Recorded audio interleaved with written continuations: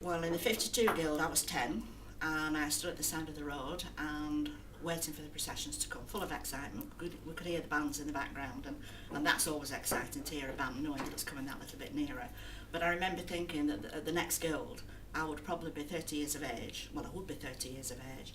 I would probably be married and I'd probably have children, and it was a mind-boggling thing to try and imagine that. And also I had a friend of the family came over from Canada with her husband, especially for Preston Guild. She'd been born and bred in Preston but had emigrated to Canada.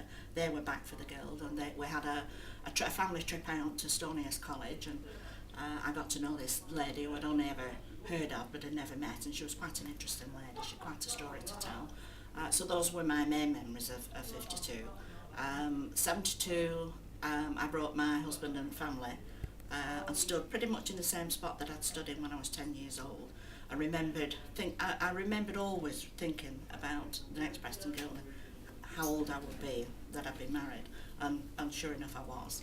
And then in the 92 Guild I brought my father-in-law from Blackburn because he'd never been to a Guild, and 92 was the one that I remember most, with a lot of events leading up to it, that things that happened throughout the year. There were lots of choral concerts and band concerts. There was the reenactment of the Battle of Preston and Avon Park, which was very, very interesting, quite an atmosphere down there. A lot of people taking picnics and hampers and making quite a day of it. And we also went to the fireworks, and it absolutely threw it down. It was horrendous. And as everybody was coming out of the car parks to get to the park, volunteers were handing out little plastic, well, they were plastic bags really, but big ones that you could sort of put one corner over your head to keep you dry. But once the concert started, then it finished. The rain stopped, and we had a dry concert, but it was just slime underfoot on the park. It was, yeah.